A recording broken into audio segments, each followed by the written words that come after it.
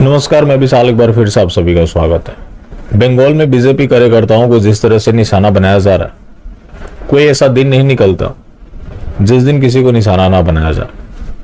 अब मामला है खेजूरी का, जहां का मुक्ति पाड़ा मन्ना, जो कि बीजेपी के बूथ कार्यकर्ता थे, उनके 22 साल के लड़के देवाशीष मन्ना, उनको मारकर लटका दिया गया, जो कि बंगाल में आम है।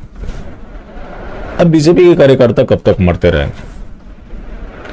उनके लिए बीजेपी के कार्यकर्ता होंगे, लेकिन मेरे लिए वो हिंदू हैं, जिनका घटना इस देश की सुरक्षा के लिए खतरा है। जाहिर सी बात है कि एक हिंदू की मौत होती है तो पूरी जनरेशन की मौत होती है।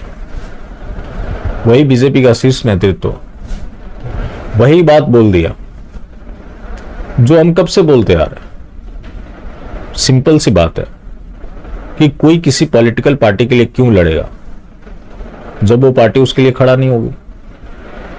जाहिर सी बात है कि बंगाल में जो कुछ भी हो रहा है वो राजनीतिक हिंसा हो रहा है, उसके आड़ में और भी चीजें हो रही होंगी, लेकिन इसका मुख्य वजह राजनीति है, जिसकी वजह से लोग मारे जा रहे हैं। वरना बाकी अन्य दलों के भी कार्यकर्ता मारे जा रहे होते, लेकिन ज्यादातर बीजेपी से जुड़े लोग क्यों निशाना बनाया जा रहा है? क्योंकि उन्होंने बीजेपी का झंडा उठाया है। अब जो बात हम लगातार बोलते आ रहे हैं कि सनातनी हिंदू बनो, राजनीतिक हिंदू बनोगे तो तुम्हारे मुकद्दर में वही होगा जो बंगाल के लोगों के साथ हो रहा है। जिस दिन सनातनी हिंदू बन गए, ये पॉलिटिकल पार्टीज तुम्हारे पीछे घूमेंगी। आज जो ये विकल्प का रोना रो रहे हो, ये रोना धोना भी खत्म हो जाएगा, क्योंकि वोट हिंदुओं से ही लेना है। आज के समय में कोई ऐसी पॉलिटिकल पार्टी नहीं है जो हिंदुओं के वोट के बिना सत्ता में आ जाए, लेकिन हिंदुओं की फिर भी इतनी अनदेखी। इसके पीछे वजह है पॉलिटिकल हिंदू बनना। और जब तक लोग नेताओं का झोला उठाते रहेंगे, नेताओं के जूतों से पिटते रहेंगे, वही हिंदुओं की आज स्थिति बनकर आ गई है।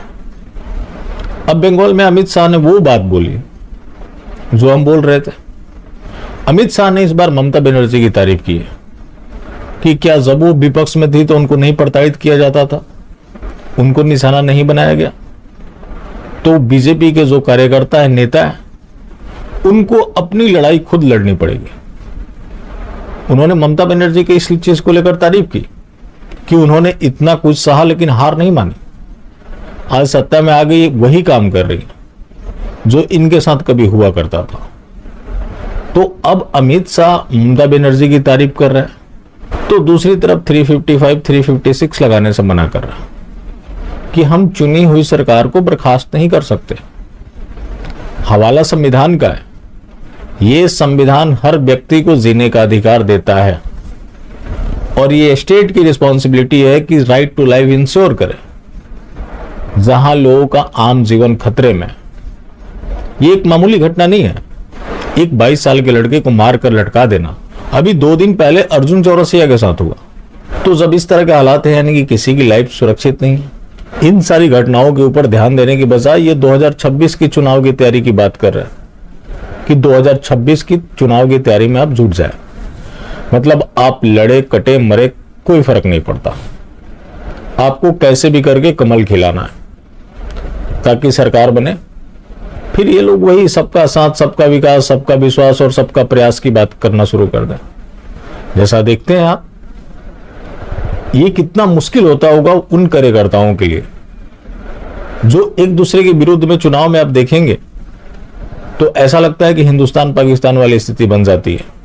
कई ऐसे बूथ हैं जहां, लेकिन वही प्रत्याशी चुनाव जीत कर जाए और सबका साथ, सबका विकास की बात करे, तो आपको पता है कि उस सबका साथ, सबका विकास, सबका विश्वास और प्रयास में कहीं हिंदू नहीं आता। तो हिंदुओं से सिर्फ वोट लेना है। उस हिंदू को वोट करने की वजह से अपनी जान गंवानी पड़े, अपनी इज्जत गंवानी पड़े, कुछ भी करना पड़े, उससे पार्टी को कोई फर्क नहीं पड़ता। पार्टी को चाहिए कि आप अपनी लड़ाई खुद लड़िए और इन्हें सत्ता दे दीजिए।